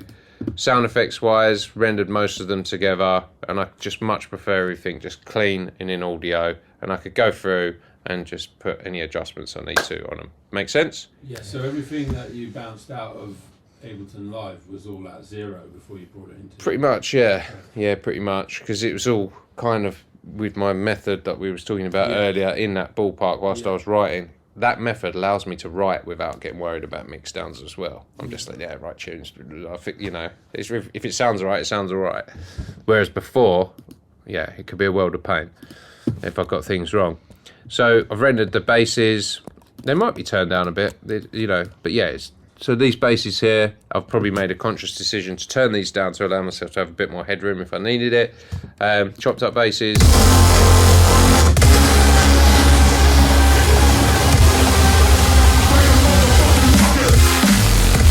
Yeah, so that's that Reese here. But I also brought the Reese in here. If I needed it, I've probably turned it down here. So I've got access to the original Reese if I wanted to reprogram it. So it's all about thinking about things. Thought maybe I might need that Reese. So I ended up putting it in the project, bouncing the MIDI out. That's it, simple stuff like this. And then I mixed it. Okay, there's be plugins on, you know, different things, and we could go through them all, but it'd be pretty standard stuff like EQ.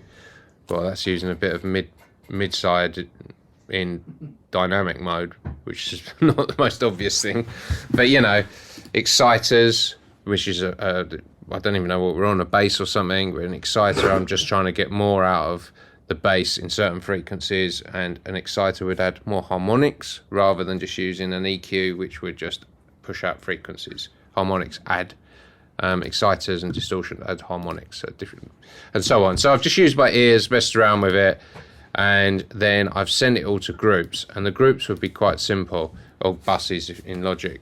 So I've got a drum group, which is this one here, and I've got nothing on it. I've got a bass group, which is just sidechaining off a kick and a snare, even though these are different to what I showed you earlier. My vocals, I've groups, just taking a bit of the lows out. Oh, and the percussion I've grouped, and I used... Okay, so one good thing to remember, if you remember from this lecture, if you've got a group of percussion, it's very tonal. And if you want to make percussion sound less tonal, you've got to sweep EQs and take some of the information out, like I've done here. Because with it in, let's see what it sounds like. It could kind of like add almost a tone to your mix that you don't need. So instead of just cutting it, hard cutting percussion, just sweep some EQs around, keep it all in the mix and stuff. But that wasn't the greatest example. But yeah, always like really think about your percussion, how it sounds. And compression, like these types of compressors, there's like a UAD version of a Fatso. Is it a Fatso? Distressor, sorry. And these compressors are amazing on drums. So this one's by Plugin Alliance, I believe.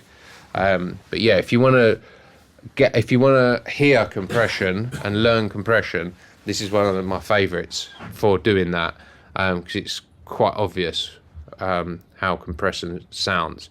And my advice about compressors is make it sound good. Forget about the theory. Just like move the attack and release until things start to sound like cool. Do you know what I mean? And that's what you should do with all plugins. Make it so it sounds cool somehow in your head. Not worry too much about the theory. All right, I understand attack and release times and stuff. Ratios, I get it. It still confuses me. I get it. What's all these other knobs? I don't know, but I just twiddle them until it sounds cool. Do you know what I mean? And that's how I like to try and get a sound out of stuff. Like we go in and get a sound out of this equipment, you know. And that's the most important thing when you're using equipment and plugins. Kind of have a safety net because you understand enough, but also make things talk, make things sound good, you know. And then the master bus. So we had a problem with this. So Futurebound owns Viper. We released this record. It wasn't a problem, but he was like, you need to get a bit more this out of it, a bit more of that out of it. And I was like, I'm trying. Oh no, it's more bass, more bass, more bass. And I was like, I'm trying. But me being an idiot, I added all these plugins on the master bus in thinking it was done. Hold on, there's just 2 gains for something muted. Okay, I'll go through them actually. Right, so there's this thing here, number 1, which is clarity, which is some sort of, just think of it as AI, and it's kind of rebalancing some frequencies for you when it's playing. It's not essential. Then there's an equalizer, and I use my ears on this mid-side mode, and I probably, yeah, it looks like tiny little movements, but that's what it is in mastering. Then ignore these 2 gain tools, which I'll explain why they're there in a minute. This is a de-esser, and it's modelled off of a famous, I don't even know how you say it, Weiss? Vice hardware unit, but the plugin's apparently identical. I've never used it. Then you got Soothe, and Soothe is like an AI thing which finds rogue frequencies for you, but this is like touching like half a dB here and there, because if you overuse plugins like this, you'll kill the dynamics of a mix, because it basically just grabs hold of it, and then your mix starts to sound a bit lifeless and sterile. Then there's another bit of EQ in mid-side, which is killing the phase. Don't know why I'm doing that, but there we go. There it is, sitting there doing its thing. Then I probably added, I've tried to sort the lows out, make sure the lows were in mono, and there was a reason for that. But then the problem was this thing here, right? And at some point, and I forgot that I'd done it, I just quickly put this on. It's a multi-band compressor, which, if you think about it, it's a bit like an EQ. You can boost bands and frequencies in volume, but it also compresses them. And I don't know why I did that, but I'd mixed the record with that on it, like, oh, not the hi-hat, that'd be weird. And it was grabbing and pushing and pulling the record, and it had the whole sound of the tunes in that. If I took that off, it just became a different mix down. It didn't have that aggression. So I was like, right, I'm going to live with it. And then I tweaked it and tweaked it and tweaked it. And then what I'd found was, where the label, or Brendan, Futurebound, was asking me for more bass, I'd not realised that I had the attack all the way down on this low band. And what that does is, it won't let any of the sub through. No matter how much I kept turning it up, it was just saying, no, you're not getting any louder. So I'm on the phone to Brendan, I can't get any more bass, can't get any more bass. It went backwards and forwards. And then one day I was like, holy shit. And the attack basically allows more of the bass to come through before it's squashed back down.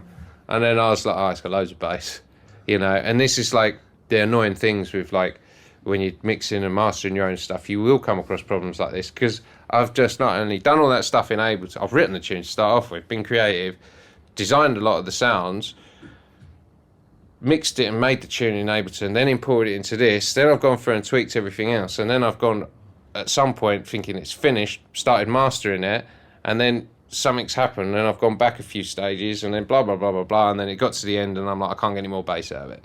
But I figured it out in the end, by luck, I think. And then one last thing, I just thought I needed some more aggression in the top end, and just using EQs and stuff, sometimes it can just sound a bit crap. So I just used a bit more distortion or harmonics or whatever to boost some of the top end. Right, so it's a long-winded way of doing it, and I would say most of this stuff that is on there is irrelevant, but, you know, it was there and it had to stay.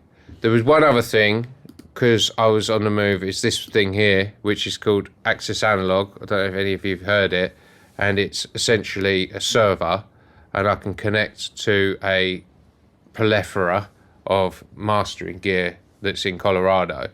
And this thing, we just do it now quickly.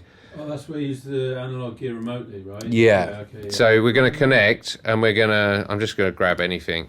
I'm not saying use You this. do it in real time, right? This is real time, yeah. Okay, it's saying we've got a VPN issue, so it's obviously there's the network here. Yeah. So what it does is it's got robotics, which are, imagine if we took all these off, all these dials, and we put little like turning things on it. So when I say if I called this up, that would appear on my screen, and as I turn the plug-in, which looks like a VSD plug-in, it'd do that. That's mental. But then it fires it all back in real time. So with this record, I wanted a bit of sound of analog, so that was why it was in there. I think I used a massive passive EQ. I think I used some transformers. I think I used a few different bits of analog gear, which in this particular record reduced some of the transients, which because it was too much, and made it sound more round and more polished. And my thing is a record ever finished? Probably not to me, but at some point I don't like. There's certain things when I listened to the bounce earlier just a minute ago, and I'll be like, it's all right, you know. But you can't keep going forever with mix downs and mastering and stuff like that. You have to draw a line. Right, make sense? Yeah. Cool, right. So we've got like a few minutes left, I believe, yeah? Have you got any questions? Like, we could sit here and talk waffle now. Do you use LFO tools for sort of shaping? Sorry? LFO tool? Yeah, do you use that? Yeah, but I prefer Shaper Box. Have you seen Shaper Box? Yeah. Shaper Box is like, always found... I always find it a lot quicker as soon as that came out. Yeah, so Shaper Box is like this. It's got loads of different things that you can draw stuff on, like this. So if you're using sidechain, or it also has like time, liquid reverb, so you can draw on reverb towels, or and filters and noise. I use the noise a lot on drums, and you can set it to trigger by different things. So LFO tool, I always found it too confusing, but I have used it, but I'd spend ages trying to get it to work properly. Whereas this, I'm like bang, bang, bang, bang, bang, bang, done. Because LFO tool's 15 years old or something, and this is modern. Peter, what is the name of the sidechain plugin rather than The one that I called up, Yeah. I think it was called Kickstart. Yeah, it was like 20 You just put quid. that and then you can route audio through it rather than like I use Logic, so I'm using a compressor. And Yeah, then the Logic. Yeah, you're better off just getting something like Kickstart, Yeah, because sounds it's like just so straightforward. Because you'll be like, oh, I can see my kick drum going in. It's there. Well, I need to make it that length, Yeah. and you can move it about, and it's got different shapes and stuff. Yeah. Yeah, it's good. It's good. I use a Pro C2, but it's very fiddly. But I'm just so used to it. It's easier for me to use. Cool. So make sure you get Kickstart 2, because I've got the original Kickstart, yeah, the newer one, which look way more diverse. Yeah. Yeah. Look Okay. easy. What do you Yeah. usually do to sort of like advertise your music? Like, what would you usually do? Well, it's hard really these days because the internet's just swamped with like, I don't know, I was saying to someone earlier, all I keep seeing is like people in gyms on steroids at the moment. I don't know why my algorithm's showing me that, but I end up sitting there, keep swiping now. What's And that I'm, on? on Instagram at the moment. I mean, I've gone red now. Mine's just You women hesitate, you get more. with Botox. Yeah. I don't know, just women with Botox is all I get. Yeah, I mean, that's it. You're on Netflix, so it's better than mine. I've got women in gyms that like, you know. Really, you know, there's different ways of doing it. Obviously, there's the things like radio. You need to have some links to radio, which is almost old school now. You've got platforms that support your music, like from UKF to whatever other platforms. Then you've got your own social media. And if you can build up your own social media, that's the strongest thing, really. And to build up your own social media is bloody hard. Do you know what I mean? I don't know the real answer to it. We used to just go and smash up some clubs and then get out the next day and you've got 500 new followers. You go and smash up a club now, you've got 3 followers. It doesn't make much sense. But then you could have someone go on TikTok and do like, wee, I'm in the studio, wee, like this. And for some reason, everyone likes it. You know what I mean? And I don't know. I don't get it. But maybe it's a young person's game, and I'm not young anymore. But you know what I mean? It's just it is what it is. But I love music, and so you just gotta do what you feel. Really, do you know what I mean? That there's big PR companies behind artists now. Some of the stuff you see is not real. You know, even the stuff that you're like, that's cool. Look at them doing that. That's all been thought out. So it's not as easy as it was. So yeah, unfortunately, there's no answer apart from probably what you already know. Cool. Any other questions? When you're on tour, Yeah. what do you do personally to like ground yourself out if you're up late 3-4 nights a week?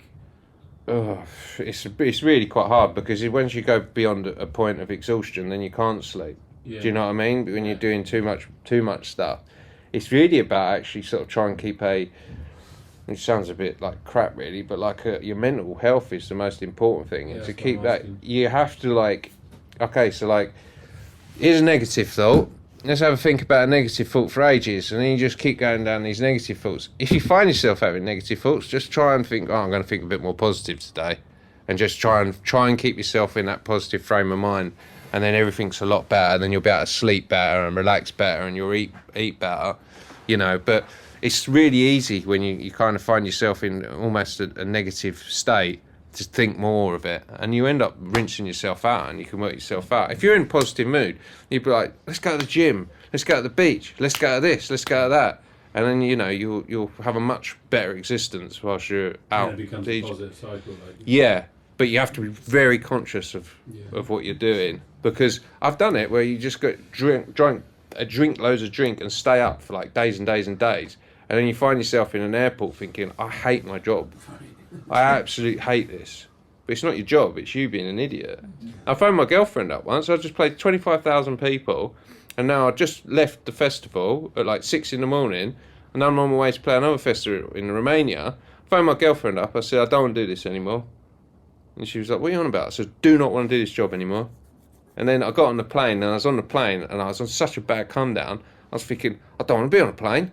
I don't want to be on a plane. And I'm sitting there on my own, and it's in the sky, you know. And but you think to yourself, you can't keep doing that. Definitely not. So you've got to really look after yourself. I mean, it is fun, all the sort of laughing, joking, drinking, and club environment, but it's not fun after a while. And that's why a lot of DJs burn out, or even some of them died. You know what I mean? You have to be really conscious when you're gigging a lot. Yeah. Sounds crap, but yeah, stay on the positive, eat well, and then you'll get your sleep. Otherwise, if you don't, you won't be able to sleep. It's too stressful. Cool. Any other questions? How do you approach a new collaboration? Well, if it's someone that you look up to, it can be quite hard, you know. If it's someone that, you know... My girlfriend said something to me yesterday. She's a famous photographer, and she goes, she went, I want to meet this person. I want to do a collab with this person. I said, well, send him an inbox. And she was like, saying what? And I was like, do you want to do a collab? And she went, no, I don't want to do that. So I messaged him, but I said, do you want to meet up? And I was like, that's a much better way of doing it. Do you know what I mean? Create a relationship with someone rather than just inbox them and meet up on the day. Try and, you know, have some sort of conversation with them. It can be starting online and talking with people, you know, and then it can go from there. Because there's lots of people that inbox me and just be like, listen to my tune, for instance. I mean, I can't. Now you've done that. I just haven't got the patience for it. If you said, hey man, how you doing? And I was like, yeah, I'd reply at some point, and they'd be like, do you want to listen to my tune? And if they were absolutely amazing, they said, do you want a collab? I'd consider it that way. Do you know what I mean? It's about being a bit more personable and, being human about it, really. And obviously, if you've got a bit of name or you've got a bit of heat, then they would already know who you are. And it's a lot easier, you know. Cool? Yeah, be polite, really. And try and get to know people. Yeah. I mean, there's lots of musicians out there that are dickheads that will be rude to you. But there's lots of normal people out there as well. Like, it's almost like two sides of a scene. All the sort of alright people are over here, and then all the dickheads all hang around with each other. And then you'll meet sometimes, and everyone pretends to like each other. Yeah. Cool. Any other questions? No? None whatsoever? Good. Yeah?